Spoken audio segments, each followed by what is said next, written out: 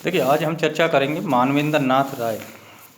मानवेंद्र नाथ राय का जन्म एक शिक्षित सामान्य ब्राह्मण परिवार में हुआ था और राय का मूल नाम भट्टाचार्य था, सुरेंद्र नरेंद्र नाथ भट्टाचार्य। इनकी जो मुख्य रचनाओं में से मानवेंद्र नाथ राय की जो मुख्य रचनाओं में से हम लोग जो चर्चा करेंगे आज, वह है नवमानववाद, यानी मानववाद। मानववाद का कोई नवीन अवधारणा नहीं, मानव सभी चीज़ों का मापदंड है।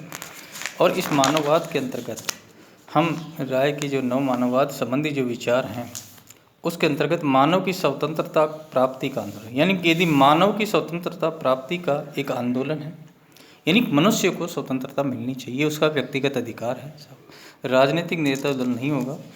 वैज्ञानिक मानववाद इस बात का परित्याग करता है कि स्वतंत्रता प्राप्ति का आग्रह योग्यता केवल एक वर्ग को ही प्राप्त है, यानी मानव की स्वतंत्रता प्राप्ति का, लेकिन मनुष्य का एक अधिकार है स्वतंत्रता व्यक्ति का, यानी जीवन संपत्ति और स्वतंत्र व्यक्ति के प्राकृतिक अधिकार है। इसी प्रकार एम.एन. राय ने भी अपने नव मानववादी सिद्धांत के अंतर्गत व्यक्ति की स्वतंत्रता का समर्थन किया है, यानी मानव की स्वतंत्रता प्राप्ति का एक आंदोलन है।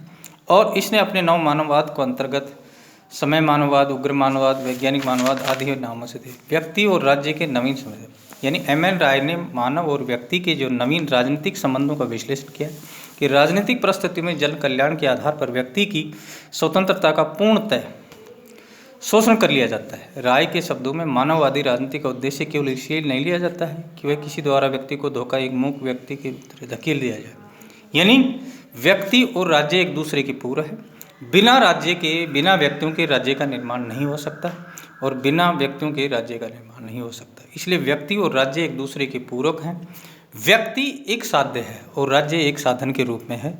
इसलिए एम.एन. राय ने अपने नव मानववाद के अंतर्गत व्यक्ति और राज्य के एक नवीन संबंधों की एक विस्तृत व्याख्या की है, जिसके कि बिना मनुष्य के राज्य की कल्पना नहीं किया जाए, यानी वही कि व्यक्ति एक साध्य है और राज्य एक साधन के रूप में। प्रोटोगोरस के सिद्धांत की पुनः स्थापना, श्रेष्ठ व्यक्ति श्रेष्ठ समाज व राज्य के नाम, यानी एम.एन. राय ने अपने नव मानववादी संबंधी विचारों के अंतर्गत कि अगर श्रेष्ठ व्यक्ति होगा श्रेष्ठ राज्य होगा और मानववाद के सामाजिक दर्शन के कसौटी पर खरा उतरेगा। इन्होंने प्रोटोगोरस के उसी सिद्धांत को जागरूकता और प्रभुत्वता प्रदान की है, जिसमें कहा है कि श्रेष्ठ व्यक्ति ही राज्य की श्रेष्ठता का आधार बनता है और मानववादी दर्शन का सामाजिक आधार एक स्वतंत्र व नैतिक पुरुषों व स्त्रियों के साथ समाज की रचना में सहायता प्रदान। मानववाद का सामाजिक दर्शन वर्ग संघर्ष नहीं अपितु प्रत्येक व्यक्ति का सहयोग का दर्शन। जिस प्रकार कार्ल मार्क्स ने कहा है कि वर्ग संघर्ष मनुष्यों में शोषित और शोषित के बीच में, यानी हमेशा समाज वर्ग संघर्ष। एम.एन. राय इसके विरुद्ध में विचार देता है। उनका ये कहना है कि मानववाद वर्ग संघर्ष नहीं अपितु प्रत्येक व्यक्ति के सहयोग का दर्शन है। मानववादी राजनीतिक और सामाजिक दर्शन एक दूसरे से संबंधित हैं। मानवीय बंधुत्व पर आधारित मानव की संप्रभुता से प्रतिष्ठित एक मुक्त समाज मानववाद का सामाजिक सोपान है। इसके बाद में आता है एम.एन. राय के समय आर्थिक विकास पर बल। मानववाद व्यक्ति के आर्थिक पहलू को नज़रअंदाज नहीं कर सकता। यदि व्यक्ति को आर्थिक इकाई मानकर चलने वाले सिद्धांतों और व्यवहारिक व्यवस्थाओं में अंतर उतरने कि व्यक्ति एक आर्थिक इकाई, यानी प्रत्येक व्यक्ति को अपनी क्षमताओं के पूर्ण विकास का पूर्ण अवसर प्राप्त होना चाहिए। अगर कोई व्यक्ति अपनी क्षमताओं के आधार पर अपना आर्थिक विकास करना चाहता है तो ये उसकी स्वतंत्रता का अधिकार वो कर सकता है। यानी स्पष्ट है कि मानववाद आर्थिक क्षेत्र में प्रत्येक मनुष्य की समान क्षमताओं को सम्मानित स्थान देता है, उसको अधिकार है। इससे आर्थिक संरचना का दर्शन प्रस्तुत होता है। तो ये यानी समग्र आर्थिक विकास के प्रत्येक व्यक्ति का आर्थिक विकास हो। मनुष्य के द्वारा प्रत्येक व्यक्ति को स्वतंत्रता का अधिकार है कि वो अपना जितना आर्थिक विकास करना चाहे वो कर सकता है। इसमें किसी प्रकार का राज्य द्वारा कोई हस्तक्षेप नहीं किया जाएगा और उसको अपनी क्षमताओं को प्रदर्शित करने का पूर्ण अधिकार प्राप्त है। नैतिक व्यक्तित्व की प्रतिस्थापना, दार्शनिक मानववादी दर्शन का आध्यात्मिक पहलू अपने में नैतिक, बौद्धिक और सांस्कृतिक पक्षों को समेटे। मानववाद नैतिक पहलू की अभिव्यक्ति करता है, यानी कि हर व्यक्ति दूसरे व्यक्ति से प्रेम, सहयोग, सामंजस्य और भाईचारे की भावना से विश्वास करता है और उस नैतिकता की पराकाष्ठा को मनुष्य बनाए रखना चाहता है। यानी नैतिकता नव मानववादी दर्शन का मूल सिद्धांत है। मानववाद इस नैतिक दर्शन से आरंभ करता है कि समाज परिवर्तन का सबसे छोटा रास्ता होगा स्वयं अपने को परिवर्तित करना और एक नैतिक प्राणी बनाते हैं। यदि मैं ऐसा कर सकता हूँ तो मुझे में ये विश्वास भी होगा कि और लोग भी ऐसा कर सकते हैं और ऐसा ही करेंगे। तो यानी मानववाद एक तरह से हम कह सकते हैं कि नैतिक व्यक्ति की प्रतिस्थापना पर बल देता है। सांस्कृतिक चेतना का विकास, नव मानववाद का कहना है कि व्यक्ति से जो भी कुछ सृष्टि में है वह अंतर्निहित है। इसे विकसित करना मानववाद का सांस्कृतिक प्रयास है। कानून व्यक्ति को नैतिकता का आभार नहीं कर सकता और न ही ये कार्य धर्म या राजनीतिक शक्तियाँ कर सकती है। जब तक नैतिकता का आभास व्यक्ति स्वयं अपने अंदर नहीं करेगा तब तक सारे प्रयास ऊपरी और खोखले सिद्ध होंगे। यानी मानववादी आदर्श शिक्षा के महत्व को सांस्कृतिक चेतना का सर्वाधिक उपयुक्त माध्यम मानता है। यानी जब तक व्यक्ति अपने आप को नैतिकता से परिपूर्ण नहीं मानेगा, जब तक वो स्वयं नैतिकता में विश्वास नहीं रखेगा, उसके ऊपर कानून के द्वारा किसी प्रकार की कोई नैतिकता नहीं थोपी जाएगी। तो यानी नैतिकता मनुष्य का एक स्वाभाविक प्रवृत्ति है और चाहते हैं, हर व्यक्ति चाहता है कि वो अपनी एक जिंदगी सिद्धांतों के हिसाब से जीना सीखे और उसी के आधार पर। तो नैतिकता और सांस्कृतिक चेतना का विकास मनुष्य का एक मुख्य विवेक जन्य ज्ञान की खोज। मानववाद का आध्यात्मिक और दार्शनिक पक्ष व्यक्ति को समाज की कसौटी मानता हुआ उसके विवेक जन्य ज्ञान को खोजना चाहते हैं। मानववाद का लक्ष्य ज्ञान की खोज और अब तक के प्राप्त ज्ञान को अलपसात करना है। यानी कि मानववाद हमेशा ज्ञान की खोज पे बल देता है और जितना ज्ञान उसको और उससे अधिक प्राप्त करना चाहता है।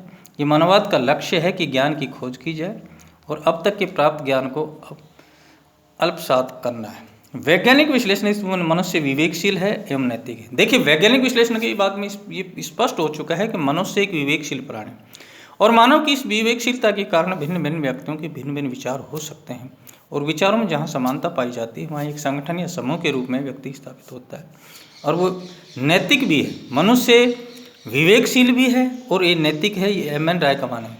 समय ये तर्क ही स्थान प्राप्त करता है कि समय नैतिकता का स्रोत और मानव और उसका विवेक। रेडिकल मानववाद घोषणा करता है कि स्वतंत्रता की खोज और सत्य का अन्वेषण दोनों मानव की मूल प्रवृत्तियां हैं। राय ने अपनी रचना वॉइस विशिंग ने कहा है कि स्वतंत्रता की खोज विवेक और भावना के उच्च स्तर पर निरंतरता रखती है। राय का कथन है कि मानव जाति जिसका विदेश शासन विश्व की पृष्ठभूमि से हुआ है, सार रूप से विवेक है। यानी मनुष्य का जो विकास हुआ है, जो उसका, तो वो एक विवेकशील है। उसमें विवेकशीलता उसका जैविक गुण है और यह विवेक और इच्छा के स्तर पर विधि शासित प्रकृति की क्रियाशीलता पर है। विचार आगमनात्मक निगमनात्मक की भांति अपने नियमों का ठीक इसी प्रकार अनुसरण करते हैं जिस प्रकार भौतिक विश्व गुरुत्वाकर्षण नियमों का अनुसरण। यानी राय का कहना है कि मानव जाति नैतिक है क्योंकि वह विवेकशील है।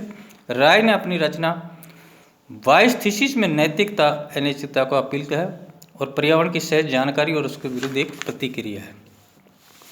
संक्षेप में, नव मानव दर्शन एक विवेक सम्मत नैतिक मानववाद की खोज है जो दार्शनिक मानव होगा और समाज के शीर्ष पर प्रतिष्ठित होगा। सारे समाज में केवल एक दार्शनिक शासक ही नहीं अपितु समाज के प्रत्येक मानव को दार्शनिक मानव और सब शासक बना। और लास्ट में है कि नव मानववाद एक जीवन का एक दर्शन है। मानववाद जीवन का एक दर्शन है। उग्र मानववाद मात्र एक राजनीतिक कार्यक्रम और सामाजिक पुनर्रचना में कहीं अधिक कुछ। ये जीवन का दर्शन है। नव मानववाद जीवन जीने की एक रीति है जिसके माध्यम से मानव अपनी महत्ता को और अपने अंतर्निहित अपने विवेक व नैतिकता के स्रोत को पहचानता है, अपनी क्षमताओं का प्रगतिशील से विकास करता है और अपने अस्तित्व को एक संघर्ष के साथ अभिव्यक्ति देता है। तो यानी जीवन एक दर्शन है। इसी आधार पर एम.एन. राय ने मानवतावाद जीवन का मानववादी या नव मानववाद के सिद्धांत का प्रतिपादन किया है। नव मानववाद एक समग्र दर्शन है। प्रत्येक अनुभव विकास के प्रत्येक चरण के साथ साथ ही निरंतर कदम मिलाकर चलता हुआ एक सतत विकासमान जीवन दर्शन है। इसी प्रकार राय ने अपने नव मानववाद का एक बंद व्यवस्था नहीं है। अनुभव और विज्ञान पर आधारित होने से अनुभव के विकास और विज्ञान की प्रगति के साथ ही स्वतः विकसित होता चला जाएगा। तो यानी ये एक तरह से जीवन दर्शन का एक बहुत ही सिद्धांत है। तो ये थे एम.एन. राय का नव मानववादी संबंधी विचार, जिसको हमने आपको काफ़ी डिटेल से बताया और बाकी चीज़ें इसकी अगले चैप्टर में हम लोग लेंगे। तो एम.एन. राय का नव मानववाद।